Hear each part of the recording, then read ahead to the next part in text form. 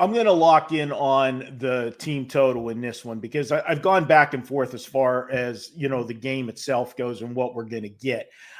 You are going to have Aaron Rodgers back at quarterback this week.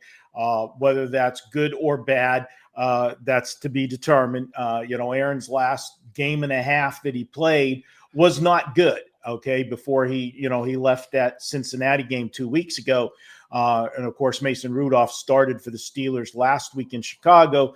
And I thought Mason would perform better, but didn't get the job done, had a costly turnover, and they came up short. But the reason I'm focusing in on the team total is I've been making money with these team totals, and it's something that I've zeroed in on, and it's really a simple process for me.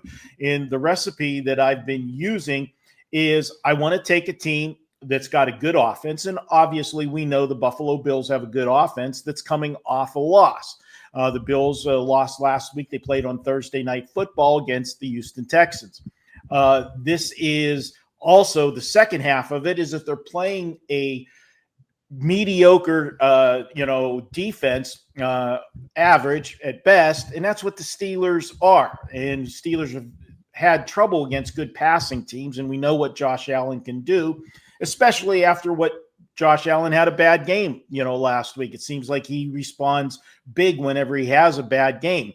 Throw in the fact that Buffalo's had 3 extra days to prepare for this game. They played on a Thursday night. And compare the defense they went against on Thursday night on the road in Houston. I have Houston as one of the top defenses in the NFL. And Pittsburgh is definitely not that anymore, especially when it comes to the secondary. They've had to move players around because of injuries. I think Buffalo gets points. And Buffalo's not going to sit on a lead because they've had teams come back on them. And with Aaron Rodgers back, they got to respect the Steeler offense a little more than they would have had it been Mason Rudolph. So they're going to keep wanting to answer scores. That's simple for me. Now, when we did this game on Bet On It, we did this earlier in the week. The team total was 26.5. We've seen the total move down because I will tell you they're 50% chance calling for rain in Pittsburgh on Sunday. Again, I have found over the years, unless it is wind, the public overreacts to weather, just way too much. First of all, you got to have the weather get there. How many times you see the weather forecast that end up being wrong? And 2, they make an over adjustment because of rain or snow, and they still go out there and perform. Team total now is 24.5 on Buffalo. I still like it. I'm taking it over. I think Buffalo gets into the 30s in this game against the Steeler defense. Let's go Buffalo team total on Sunday for our first play here on the show. All right, Marco, tell everyone what you have up for clients at WagerTalk on Black Friday.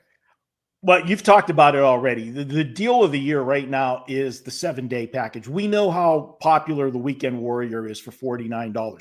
If you've been buying the Weekend Warrior, you've got to buy the $67 7-day package. Weekend Warrior gets you Saturday and Sunday, all the football, college and pro, and then if there's a Monday night play, you get it.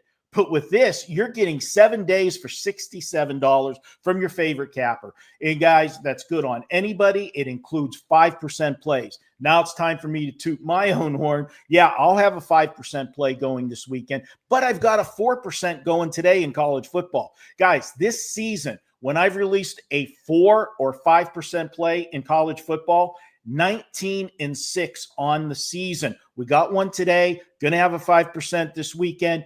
Jump on board. And those 5% plays are 38-16 since February of 2024. Best deal going last 30 days at WagerTalk. We're number 1 in money won. That's all sports combined. Jump on board and enjoy a weekend full of action with your favorite handicapper at WagerTalk.